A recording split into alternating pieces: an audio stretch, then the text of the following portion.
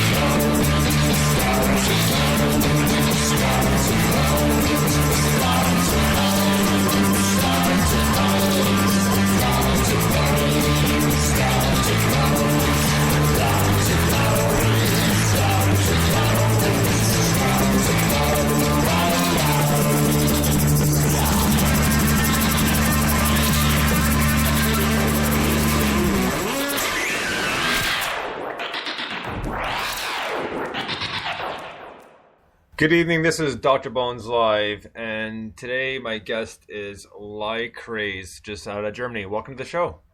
Hello, glad to be on the show. So, first off, this might this might be a bit of a weird question, or maybe a rhetorical question. But Lie Craze is that just how it is, or is that like an abbreviated version of your name? Yeah, both. It's kind of a version of my name. So my real name is Leonie, and Lie is so a short form for it. And I also like that Lie in English can have some different meanings. And but Lie alone is not to be found on Google or anything. So I had to add Craze, so to be a bit more unique. Yeah, that's how the name came from. Oh, right on. And you're absolutely right. There's so many. There's about 3 or 4 different lies I can think of in the English language that have different meanings. So it's good on you to pick something like that. Kind of stands out. Now you have an album out on Bandcamp, and the album is called "We Won't Ever Be Saved Here." Now it does flow well. It does kind of go with the titles of the song. I mean, when you recorded this album, did you have an idea in mind as far as kind of making the title of the album go with the names of the songs, or was it kind of songs first and the title came after? Yeah, it was more like I had the songs before, and then I was looking for a title, and "We Will Never Be Saved Here" was in my head for quite a long time, and in the end I thought about some different titles, because the title I choose is a bit negative maybe, or people could interpret it as to be negative, but I just had to stick with it. I didn't got it out of my head anymore, and so I choose it, yes. Well, and there's nothing wrong with that, because that's the beauty of music, is people can take it the way they want, and just because it may come off some way, come off as one meaning to them, it doesn't necessarily the meaning you have behind it, and that's the beauty part about it, because it's open to people's own interpretations. Exactly. And I didn't have in mind to be so negative. It was more just like a positive attitude about it. So you are not being to be saved anywhere. You have to save yourself, something like this. So you have to be active to change things, and not to be so passive and to be so apathetic, or whatever the word is. Yeah. So that was what I had in my head for it. Yes. Almost kind of passive aggressive. No, not aggressive. Yeah. Maybe if you want to interpret it this way, then yeah, go for it. So now, just your music in general, do you kind of classify? Oh, well, it's kind of weird because it's hard to. I don't want to necessarily generalize you into a certain musical classification or genre classification, but you're more, at least to my ears, you're more geared to electronic side of things. Now, have you been doing that sort of music for a long time, or is this kind of something maybe in the recent years you decided you really want to do and you could really fit lyrics to it better than you could to, let's say, a regular kind of run-of-the-mill rock and roll or pop tune?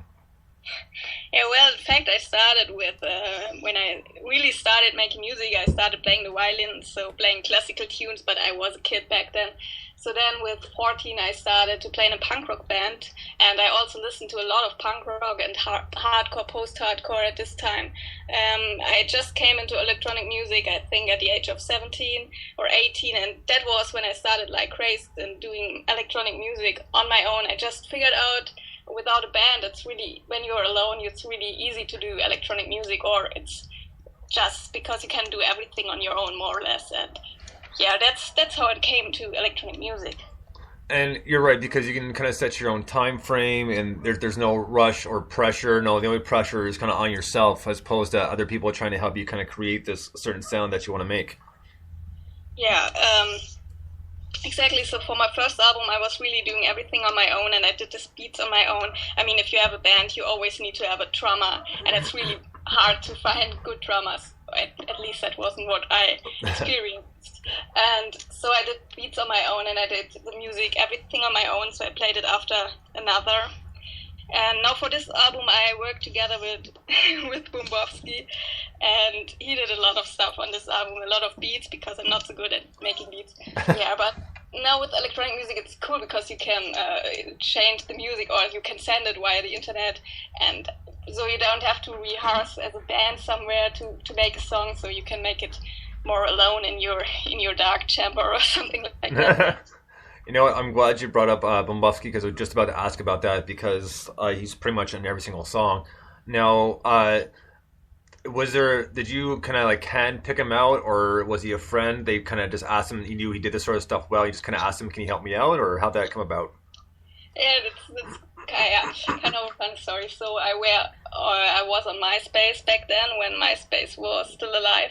And, yeah, long ago, and he just found my music, and it was funny because back then we lived in the same city, but we didn't know each other. He just stumbled upon my MySpace profile, and then he messaged me and said, yeah, I like your stuff, and maybe we can do something together. And he did 2 remixes of my songs on my last album. So he did a remix for Get Your Facts Straight and for Plus One, and they are also on the last album. But then after that, he sent me so much good beats or samples and parts of songs, and I really wanted to use them. And it was so much that I came up with the whole album, more or less, because I used so much of his really good stuff. Yes. Well, and it's nice. So, just now that he's been sent you a lot of beats, is he going to kind of become part of what you're doing now? Meaning, like, is it going to become, instead of from like a solo act to like a duo act, or is he just still going to help you out with the beats that you need help with because he's really good at it? I don't have so much contact with him anymore at the moment. I think he for a while he didn't do so much music. I think he also had troubles with his computers and his old projects and a lot of stuff like that. And I don't know if he's making music at the moment. I think he worked with other artists. So I just used what he sent me back then when we had more contact and used it. And yeah, sure, I would be happy to do something with him in the future because he's a great artist. But I do also have other people I do music with, or I have a lot of stuff I'm working at the moment on my own. So yeah, we'll see what's in the future, yeah. So no, there's a certain flow to the album, and like I said, I just mentioned it briefly just a few seconds ago, that as far as song titles go, and it's kind of nice, and you kind of the way all these song titles and even the music kind of flows, it's kind of got that kind of up down, but kind of spread out as well, meaning that it's not kind of narrowed down just to one simple thing. It's kind of all over the place, which is not a bad thing, mind you. But with the titles, it just goes very nicely, and some of them that I was looking at kind of stuck out to me just because just the way they followed one another, from just from Famous to Been on an Island. It's almost like saying, you know what, no, I had my time in the sun, and then I kind of took a sabbatical or a hiatus, and then came back, and now I'm kind of pumping out the stuff I want to pump out. Yeah. So we're gonna get to a song here in just a moment, and this is one when we first started talking that asked me to play first on Music Saturday, which is obviously a great pick. 'Cause I really like this tune. So we're gonna get to one of the tracks off your album, and the song is called "Wise Girls," and this is featuring Bombosky. This is Lie Craze. Dig it.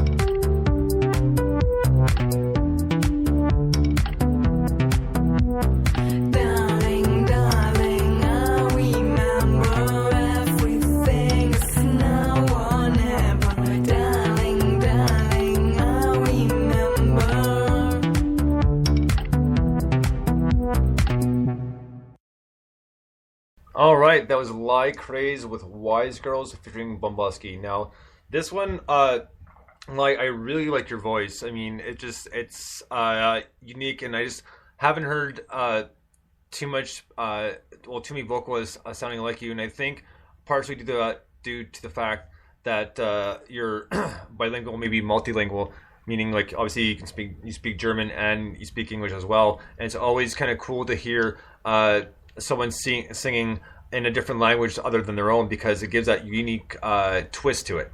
Yeah, thank you. I hope my accent isn't too bad, but yeah, I love when Swedish people are speaking English, for example. I love that. So yeah, good to hear. It's not so bad. No, it's not bad at all. I can understand every single word. What made you decide to do it in English instead of German? I think German kind of sucks. Not really. I like talking English and singing in English, and I think you can say some things better in English, and they don't sound cheesy.